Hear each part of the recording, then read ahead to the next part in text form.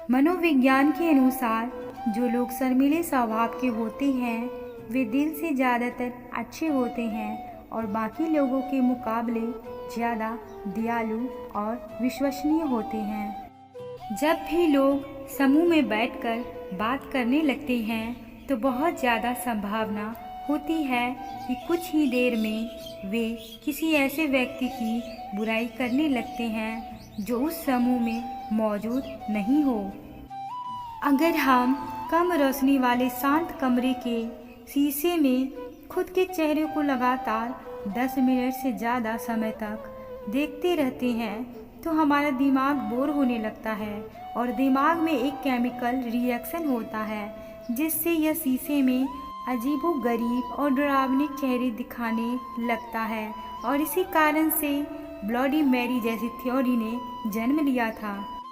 माना जाता है कि जब हम बहुत खुश होते हैं तो हमें किसी से भी किसी प्रकार का वादा नहीं करना चाहिए और बहुत ज़्यादा गुस्सा होने पर कोई बड़ा फैसला नहीं लेना चाहिए क्योंकि ये वही फैसले होते हैं जिन पर आपको नॉर्मल हो जाने के बाद पछतावा होता है। संगीत इंसानों के व्यक्तित्व के बारे में बहुत कुछ बताती है। कोई इंसान जिस तरह के गाने सुनता है वह दुनिया को भी उसी नज़रिए से देखना शुरू करता है और व्यक्ति किस प्रकार के गाने सुनता है उसे उस इंसान के व्यक्तित्व का अंदाज़ा भी लगाया जा सकता है। कोई इंसान कितना भी बुद्धिमान क्यों न हो लेकिन इंसान का दिमाग यह याद नहीं रख सकता कि नींद में हमारा सपना कहाँ से शुरू हुआ था। जो लोग ख्यालों में खुद को एक अलग पर्सनालिटी की तरह देखते हैं और मन ही मन में बात करते रहते हैं वे दूसरे लोगों की तुलना में ज़्यादा स्मार्ट होते हैं। एक से अधिक भाषा बोलने वाले लोग जब एक भाषा से दूसरी भाषा में अपने बात को बदलते हैं तो भाषा के साथ ही उनका हाव भाव, तरीका और पर्सनैलिटी भी बदल जाती है। हम जिन भी लोगों के साथ ज़्यादा समय बिताते हैं हम उन्हीं की तरह सोचने लगते हैं और उनकी आदतें अपनाने लगते हैं। इसीलिए हमें बुरे लोगों की संगति से बचना चाहिए और सकारात्मक व्यक्तियों के साथ ही ज़्यादा समय बिताना चाहिए। हमारा दिमाग किसी बोरिंग काम को भी मज़ेदार बना देता है अगर हम उस काम को करना चाहते हो तो, वरना अगर हमारा काम करने का मन नहीं होगा तो बहुत अच्छा काम भी हमें बोरिंग लगेगा। मनोविज्ञान के अनुसार आप खुद से ज़्यादा दूसरों के ऊपर खर्चा करके खुद को ज़्यादा खुश महसूस करते हो। हमारा दिमाग भले ही बहुत तेज हो लेकिन यह मल्टीटास्किंग यानी एक साथ बहुत से काम नहीं कर सकता। उदाहरण के लिए अगर आप गाना सुनते हुए किसी काम को करते हैं तो आप ध्यान से गाना सुनोगे तो काम को अच्छे से नहीं कर पाओगे और अगर काम को अच्छे से करोगे तो गाना अच्छे से नहीं सुन पाओगे। जब भी कोई व्यक्ति बातचीत के दौरान बार बार अपना सिर हाँ में हिलाता है और ज़बरदस्ती मुस्कुराने की कोशिश करता है तो इसका मतलब वह आपकी बात सुनकर बोर हो चुका है लेकिन वह आपको यह बताकर नाराज़ नहीं करना चाहता। इंसान का दिमाग कुछ इस तरह का होता है कि जिस चीज़ को करने के लिए मना किया गया होता है उस चीज़ को करने के लिए यह ज़्यादा उत्सुक रहता है।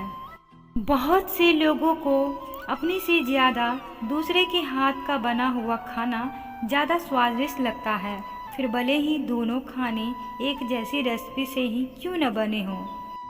हम सपना देखते हुए सपने में कभी नहीं मरते क्योंकि दिमाग को भी पता नहीं होता कि मरने के बाद क्या दिखाना है। इसीलिए जब आप सपने में ऊंचाई से गिरते हो या पानी में डूबते हो तो आपका दिमाग आपको जगा देता है और आपका वो सपना अधूरा ही रह जाता है। हमारा दिमाग भले ही सुपर कंप्यूटर से कई गुना तेज हो लेकिन यह कभी खुद से किसी इंसान का चेहरा नहीं बना सकता। इसलिए जब भी हम सपने में किसी चेहरे को देखते हैं तो उसे हमने कभी न कभी असल ज़िंदगी अखबार या टीवी में देखा होता है। अगर इंसान किसी चीज़ को याद करके बहुत ज़्यादा खुश होता है तो उसकी नींद गायब हो जाती है। बहुत से लोगों को किसी दिन कुछ खास या मज़ेदार काम करना हो जिससे उन्हें खुशी मिल रही हो, तो उसके बारे में सोचकर उससे पहली रात उन्हें नींद ही नहीं आती या बहुत मुश्किल से नींद आती है। रोना शरीर के लिए बेहतर होता है, क्योंकि किसी चीज़ के लिए रोने से आप उस तनाव को थोड़ा कम करते हो और आपका शरीर और दिमाग भी थोड़ी राहत महसूस करता है। आपका कोई दोस्त ना होना या बहुत ज़्यादा अकेले रहने से आप बीमार पड़ सकते हो और आपको ब्रेन स्ट्रोक या हार्ट अटैक भी होने की संभावना है। कुछ लोग बहुत ज़्यादा खुश होने से भी डरते हैं, क्योंकि उन्हें लगता है कि ज़्यादा खुश होने से उनके साथ कुछ बहुत बुरा हो सकता है। जो भी लोग प्लान ए के साथ प्लान बी तैयार रखते हैं, उनका प्लान ए का काम बहुत ही कम बार पूरा होता है।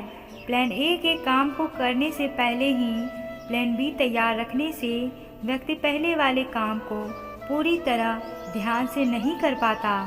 हमारे दिल का हमारे प्यार से कुछ भी लेना देना नहीं रहता है।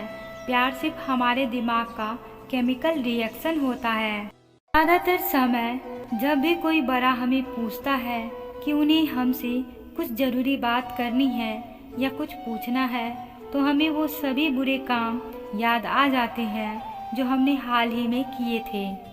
अगर कुछ देर सोने के बाद भी आप अपने शरीर को महसूस कराते हो कि आपकी नींद पूरी हो गई है, तो आपका दिमाग भी मान जाता है कि आपकी नींद अच्छे से पूरी हो गई है।